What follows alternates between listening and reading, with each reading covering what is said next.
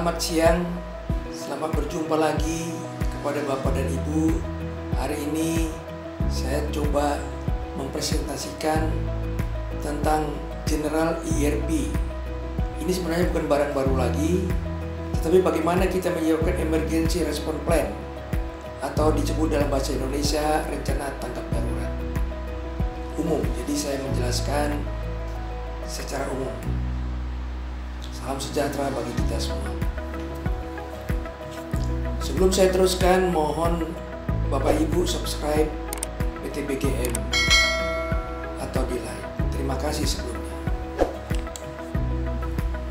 Berbicara masalah Emergency Response Plan, secara hukum sebenarnya sudah tertulis di dalam Undang-Undang 170 dan diturunkan dalam SMK 3, Sistem Manajemen Keselamatan dan Kesehatan Kerja, dan juga ada dalam standar OSAS 18001. OSAS 18001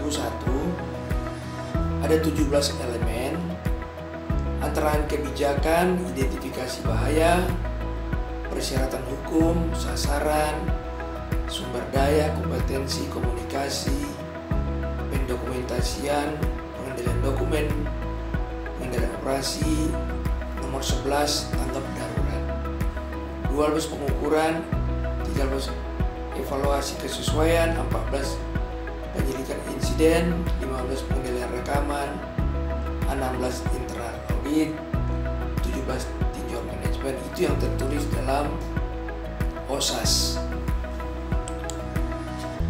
Di dalam OSAS ada namanya klausul 47, dijelaskan bagaimana organisasi harus menerapkan, menjalankan, dan memelihara prosedur. Organisasi juga harus tanggap akan keadaan darurat dan mencegah konsekuensi keselamatan dan kesehatan kerja. Kemudian nomor 3, memperhatikan layanan darurat terhadap orang-orang yang berkepentingan, bisa tamu, bisa karyawan, bisa pemegang saham, bisa lingkungan, dan tetangga yang terdekat, artinya yang di samping-samping perusahaan itu. Selanjutnya, prosedur darurat harus diuji kelayakannya dan secara berkala harus direvisi prosedurnya. Apa itu ERP? Apa itu tanggap darurat? Tanggap darurat merupakan salah satu elemen tadi yang sangat penting dalam SMK 3 atau OSAS. Tujuan ketiga adalah mencegah kecelakaan dan penyakit kerja. Selanjutnya diperlukan sistem tanggap darurat yang merupakan kesatuan dalam SMK 3 guna mencegah dan menanggulangi kebakaran, peledakan, kebocoran, pencemaran, dan kecelakaan kerja. Aspek ERP ini sangat sering diabaikan. Nah, ini udah terjadi baru huru-hara ya, sehingga dampak kejadian yang meluas sering tidak bisa kita tanggulangi, dan dengan segera baik secara internal maupun eksternal sudah sulit ditanggulangi karena kita tidak tanggap waktu darurat kecil ya. Dalam tanggap darurat ada 10 elemen. Yang pertama, tanggap darurat sendiri ada kebijakannya, kemudian melakukan identifikasi keadaan daruratnya, membuat perencanaan awal, membuat prosedurnya, bagaimana organisasinya diciptakan, prasarana apa yang disiapkan, kemudian pembinaan dan pelatihan, dan dikomunikasikan dengan baik, komunikasi internal, eksternal, kemudian investigasi bila terjadi, buat pelaporannya, dan inspeksi dan audit. Elemen 1, tanggap darurat harus merupakan salah satu kebijakan pihak manajemen. Kayak manajemen membuat kebijakan finansial ya. Jadi tanggap darurat juga kita buat kebijakannya.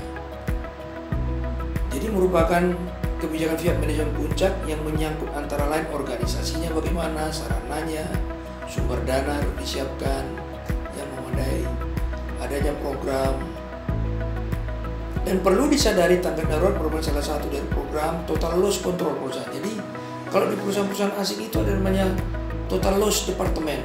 Jadi bukan K3 lagi, lebih tinggi lagi. Jadi lingkungan masuk, kerugian kerusakan peralatan masuk, mereka sebut dengan total loss departemen.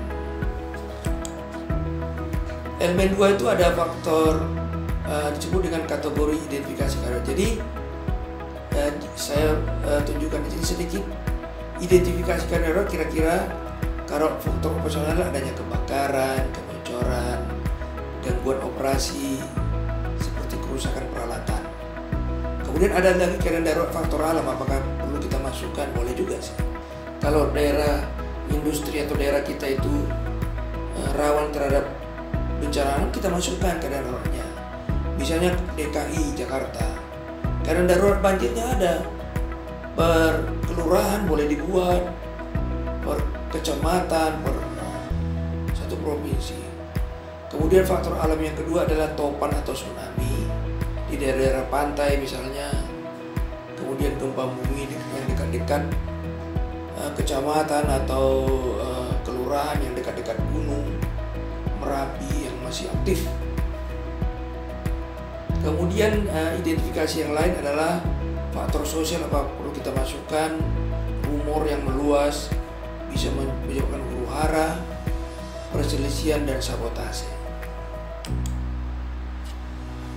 Adapun elemen ketiga dan keempat, perencanaan awal dan penyusunan prosedur. Jadi sebelum kita masuk pembuatan prosedur, kita membuat pre-plan dulu, rencana awal.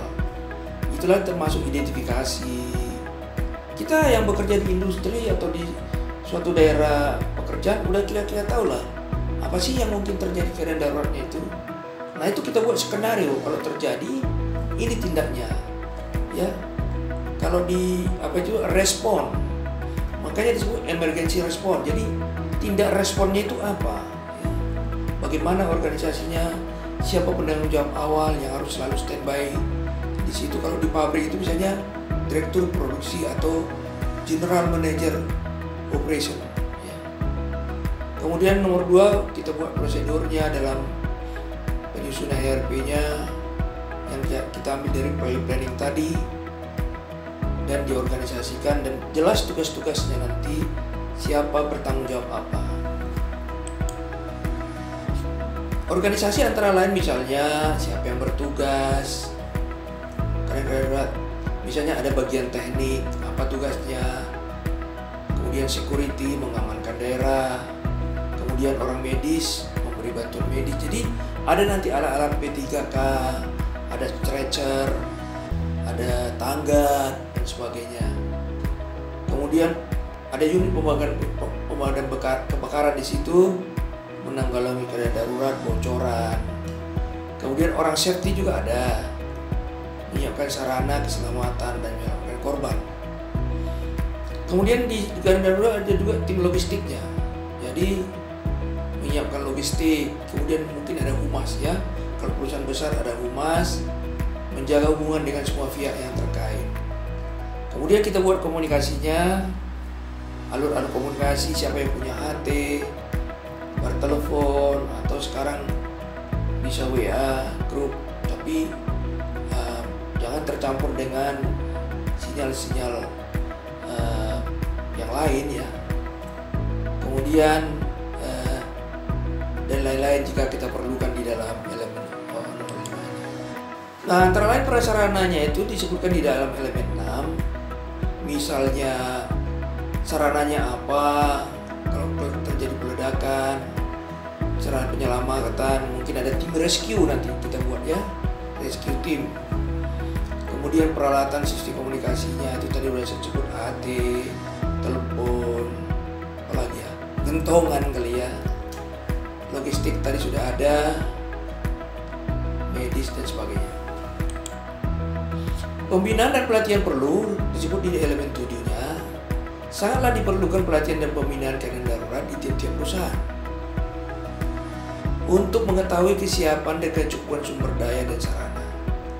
Jadi kalau kita lakukan latihan, oh ini kurang, stretchernya nggak ada, nah, itu dengan latihan drill sering-sering maka kita bisa mengetahui oh ini kurang.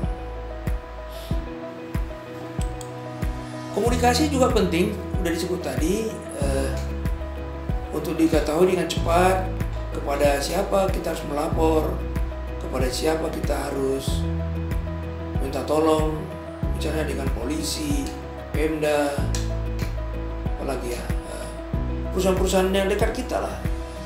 Ini contoh ada di daerah kawasan industri Cilegon. Mereka itu antar perusahaan dekat-dekat itu sudah ada komunikasi sistemnya kalau terjadi keadaan darurat.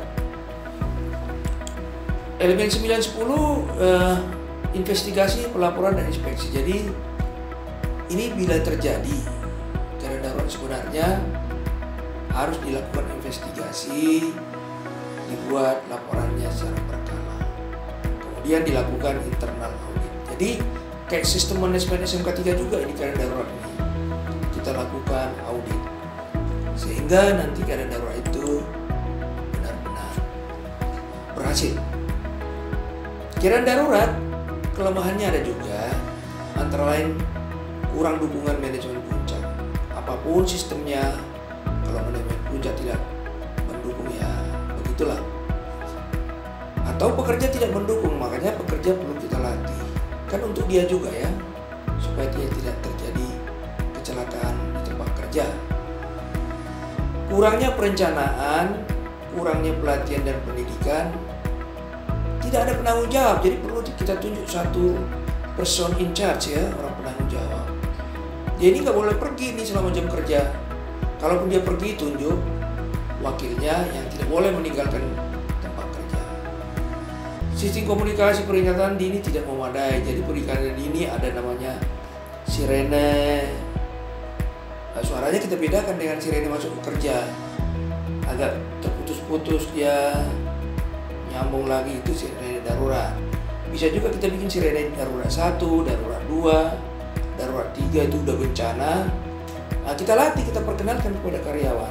Kalau darurat panjang dia gitu ya, itu darurat 3. Kalau terputus-putus pendek, misalnya darurat 1, 2. Kegagalan sistem darurat juga karena tidak terintegrasi dengan prosedur operasi. Jadi kita gabungkanlah dengan prosedur yang ada di perusahaan itu.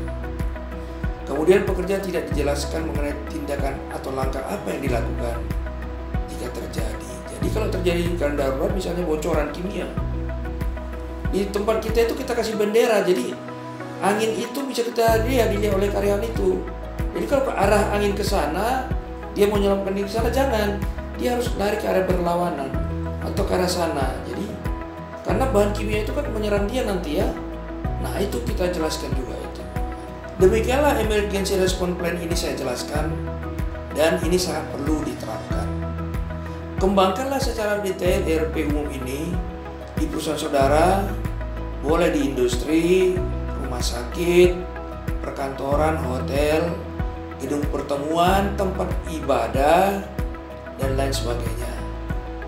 Ingatlah ada 10 elemen yang telah dimasukkan. Bayangkan suatu industri tempat kerja di mana jika ada kondisi darurat, maka semua personel yang ada di dalam itu, pekerja, tamu, dan siapapun harus selamat.